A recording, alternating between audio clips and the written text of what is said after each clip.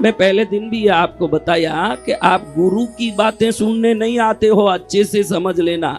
अपने मन की बात गुरु के मुंह से निकलवाने आते हो, आप गुरु के सुनने नहीं आते हो। गुरु का सुनते तो कभी के संत बन जाते, उतना वैराग्य आ जाता हमारी बातों से। हाँ, आप गुरु का सुनने नहीं आते हो, आपके मन की बात गुरु से, ऐसा नहीं मारा, थोड़ा ऐसा हो जाए तो अच्छा है। अरे वैसा नहीं होना चाहिए, यही तो संतों की इच्छा है। तो तेरी इच्छा संतों के मुंह से सुनने की क्यों कोशिश करता है? संतों की इच्छा की तरह जी के देख, जीवन तेरा सर्वोत्तम बन जाएगा। तेरी मर्जी गुरु के मुंह से निकलवाने की कोशिश मत कर बेटा, वो तेरा काम नहीं है। गुरु की मर्जी को समझ, क्योंकि गुरु की मर्जी जो भी होगी ना, वो तेरी मर्जी तो तेरी ही होगी, लेकिन गुरु की मर्जी गुरु की नहीं होगी, वो प्रभु की मर्जी होगी, गुरु की। और तेरी मर्जी में प्रभु की मर्जी नहीं है। तेरी मर्जी विकार की मर्जी है, दोष की मर्जी है, पाप की मर्जी है तेरी मर्जी। और गुरु की मर्जी है संस्कार की मर्जी, वैराग्य की मर्जी, भक्ति की मर्जी, वो प्रभु की मर्जी है। दोनों में फर्क है। इसलिए गुरु जो कहें वो करें। और हमको तो हमारा चलाना। एक आदमी गया, बड़ा भाव से जंगल में देख रहा है कि एक गाय के चारों पैर कट गए हैं, एक पैर भी नहीं गाय के, चारों पैर किसी प्राणी ने खा लिया। ये किसी तरह बच के भाग गया होगा, वहीं पड़ा है, सरक नहीं सकता, थोड़ा भी हिल नहीं सकता। इसको आश्चर्य हुआ कि ये गाय हिल नहीं सकता तो ये गाय कैसे जिंदा है? क्योंकि हिलेगा तब चारा मिलेगा ना, अभी हिलेगा ही नहीं तो चारा कैसे मिलेगा? ये जिंदा कैसे है, देखूं तो सही। वो वहीं ठहर गया कि इसको आज का दिन कैसे निकलता है, क्योंकि इसके पैर आज कटे नहीं दिख रहे हैं, क्योंकि उसके जख्म कभी के सूखे हुए हैं। बहुत पुरानी बात है, आज भी अटकटी बैठी है। वहीं खड़े खड़े देखा, थोड़ी देर में देखा कि एक आदमी जंगल से उस तरफ से कोई घास की गठरी ले जा रहा था। जैसे इस गाय को देखा, थोड़ा घास वहां डाल के चले गया और गाय को भोजन मिल गया अपना। आप हाई तराई मत करिएगा, जीवन में हाई तराई मत करिएगा। भगवान ने किसको कब क्या देना है पहले ही निश्चित करके रखा है। आपके हाई तराई करने से कुछ नहीं होगा, वो सब निश्चित किया हुआ है। अब इसको लगा कि बिना पैर के गाय को अपने आप भोजन मिल रहा है। देखो मिल रहा है कि नहीं? तो प्रभु की कृपा तो है।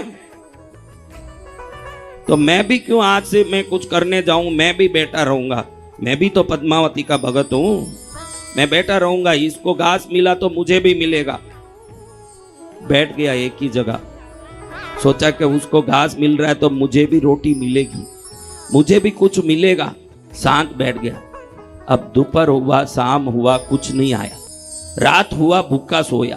फिर भी थोड़ी हिम्मत थी मन में कि भाई चलो मुझे भी मिलेगा। अगले दिन सुबह हुआ, कुछ नहीं आया, कोई लाया ना कोई दिया। दोपहर में सोचता माँ किसी को तो भेजेगी। जब उस बेजुबान प्राणी के लिए घास बेच सकती है भगवती, तो मेरे लिए क्यों नहीं भेजेगी? कुछ तो भेजेगी, मैं देखूं। बैठा ही है। अब इतना भूखा हुआ, 4 दिन हो गए, जिद्दी छोड़ नहीं रहा है और खा भी नहीं रहा है ना कुछ आ भी नहीं रहा है। बहुत एकदम मन में जिद्दी लेके बैठा, भूखा ही मर रहा है। जब भगवती पद्मावती प्रकट हुई उसके सामने, पूछती है बेटा किस लिए भूखा मर रहा है? माँ वो गाय को घास डालने वाला घास जैसे डाला, तू भी तो मेरे को रोटी डाल सकती है, ये सोच के भूखा हूं। लेकिन तूने मुझे क्यों नहीं आहार दिया? उस बेजुबान प्राणी को दिया, मैं भी तो तेरा बच्चा हूं। पद्मावती माँ ने कहा बेटा उधर 2 लोग थे, खाली गाय ही नहीं था, गाय भी था, उन्हें घास डालने वाला भी था। घास डालने वाले को गाय को देख के दया आया कि मुझे इस गाय को घास डालने वाला बनना चाहिए। तू भी हाथ पैर वाला आदमी है, कमा सकता है, मेहनत कर सकता है, तूने गाय को देख के अपने उदाहरण क्यों बनाया? वो घास डालने वाले को देख के उदाहरण बनाना था कि मैं भी दुनिया में किसी के लिए कुछ भला कर सकता हूं। आप लोगों को कहां से उदाहरण लेना है? कुछ करने वालों का उदाहरण लेना है कि कटे हुए पैर वाले गाय का उदाहरण लेना है? महाराज तो आज से ये उदाहरण लेके जाओ, जैसे बेजुबान प्राणी हो, असहाय हो, ऐसे दीन मत बनो जीवन में। आप कोई दीन नहीं हो, ईश्वर के दिए 2 पैर 2 हाथ, आंख नाक कान इंद्रिय सब आपके पास है, तो चाहे जो कर सकते हो वो ताकत आप में है। जय जय गुरुदेव। दीनहीन मत बनिए, दुखी मत बनिए। मैं बहुत दुखी हूं महाराज, मैं बहुत दुखी हूं। काहे लिए दुखी है भाई, काहे लिए दुखी है? बोलना सीख, व्यवहार सीख, लोगों से संबंध सीख, अच्छा संबंध रख, झूठा संबंध मत रख। झूठी हंसी आजकल बहुत हो गई है, झूठा गला मिलना बहुत हो गया, लेकिन सामने वाला तीसरी बार परख लेगा कि ये झूठा नाटक है।